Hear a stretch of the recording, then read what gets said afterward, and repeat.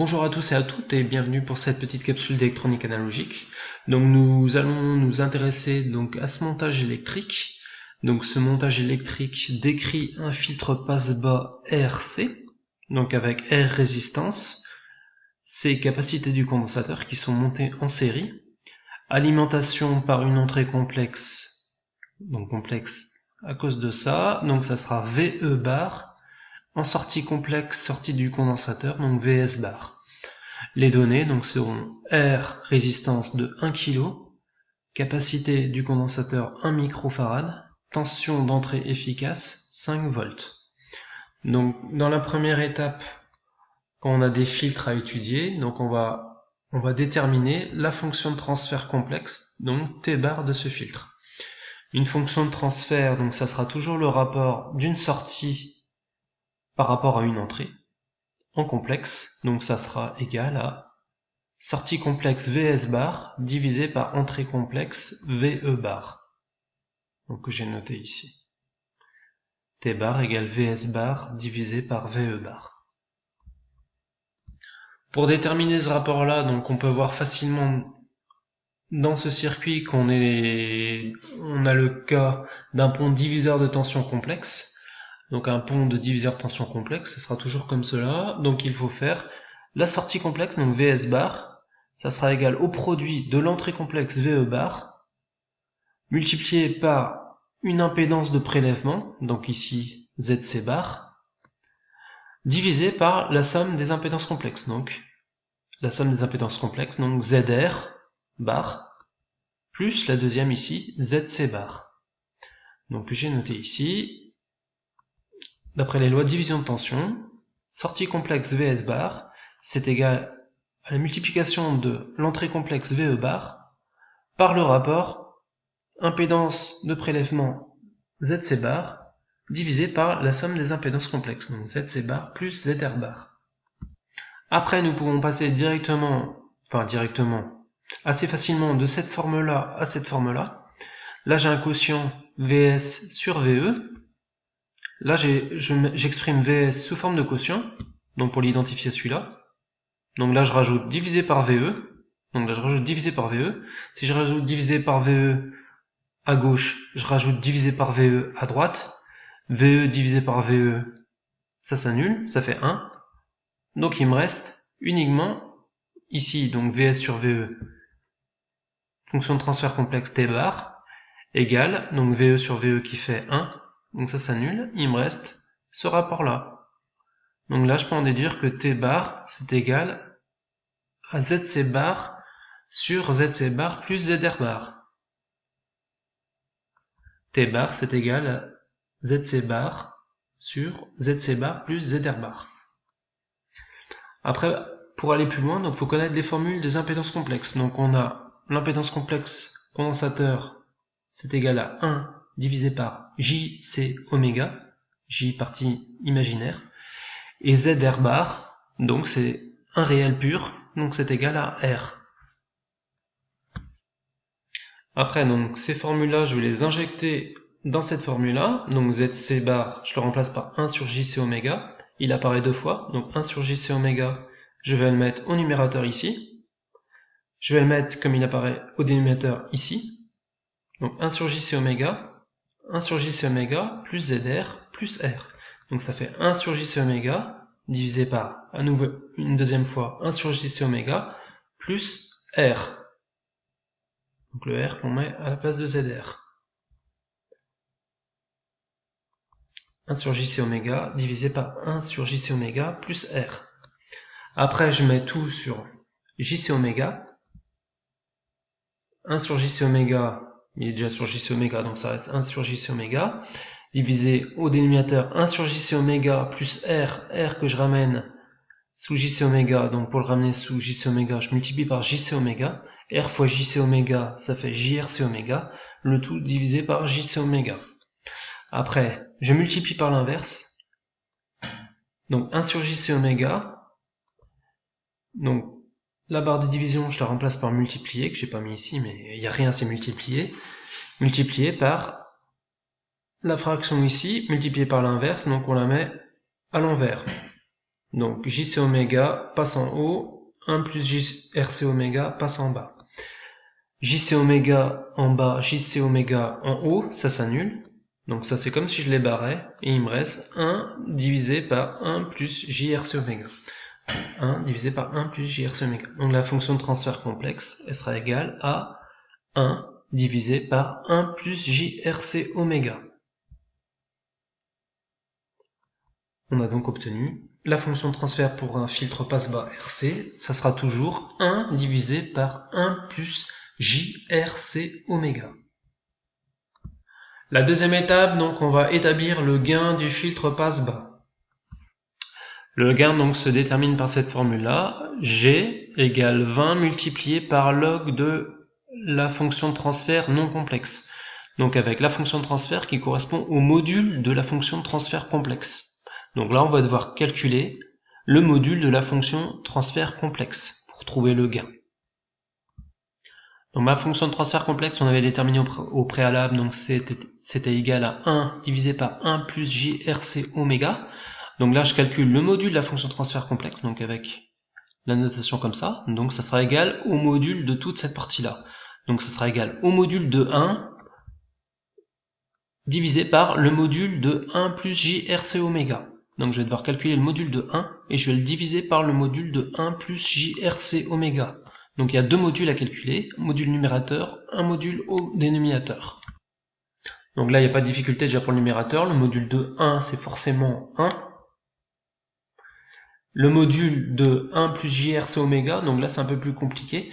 Donc 1 plus JRC oméga en maths, donc ça sera, on peut le mettre sous la forme A plus JB. A plus JB, 1 plus JRC oméga. Donc 1 plus JRC oméga, donc le 1, ça sera la partie réelle, plus JRC oméga, donc la partie imaginaire. Donc la partie imaginaire, donc ça sera égal à RC oméga. 1 plus JRC oméga, 1 partie réelle, RC oméga partie imaginaire. Donc pour calculer le module, on fait racine carrée de la partie réelle au carré plus la partie imaginaire au carré. Donc sachant que la partie réelle c'est 1, la partie imaginaire c'est RC oméga. Donc on va devoir faire racine carrée de 1 au carré. Donc là je prends la partie réelle au carré, plus la partie imaginaire RC oméga que j'élève au carré. Donc racine carrée de 1 plus RC oméga carré. Comme 1 au carré c'est égal à 1, je simplifie 1 au carré par 1, RC oméga carré, RC oméga carré. Donc là j'ai déterminé mon module numérateur, donc 1, mon module de dénominateur donc qui est égal à racine carrée de 1 plus RC oméga carré. Donc maintenant je peux exprimer ma fonction de transfert. Ma fonction de transfert, donc ça sera égal à 1 divisé par racine carrée de 1 plus RC oméga carré. Donc là après je vais repartir, une fois que j'ai calculé ma fonction de transfert, sachant que le gain c'est égal à 20 log de t, et que là j'ai déterminé t, donc je vais pouvoir passer au calcul du gain. 20 log de t, donc sachant que j'ai trouvé mon t ici, donc là il faut que je remplace t par toute cette expression-là. Donc la lettre t, je la remplace par toute cette expression-là. Donc ça devient g égale 20 log de 1 divisé par racine carrée de 1 plus RC oméga carré. Donc j'ai oublié la petite barre, je vais la rajouter. Voilà. Donc g égale 20 log de 1 divisé par racine carrée de 1 plus RC oméga carré. Après, donc pour continuer un peu plus, donc je vais me servir des propriétés des logarithmes décimaux. Donc sachant qu'ici on a une division, on a log avec une division ici, donc là ici multiplication, donc là c'est la division. Donc log de A sur B égale log de A moins log de B. Donc le log d'une expression de division, on va la basculer en soustraction. Donc j'ai appliqué cette formule-là pour ici. Sachant que A c'est 1, et B, ça correspond à la racine carrée. Donc log A moins log B, log 1 moins log de la racine carrée. Donc là, ça fait 20 log 1 moins 20 log de la racine carrée. Après, là, je dois me rappeler que racine carrée de A, ça correspond à A puissance 1/2. Donc là, je vais utiliser cette notation-là pour cette formule-là. Donc si je remplace racine carrée de A, sachant que A, c'est 1 plus 1 RC oméga au carré, donc racine carrée de 1 plus RC oméga au carré, je pourrais le mettre 1 plus RC oméga carré puissance 1/2. Donc ça me fera 20 log de 1 moins 20 log 1 plus RC oméga carré à la puissance 1/2.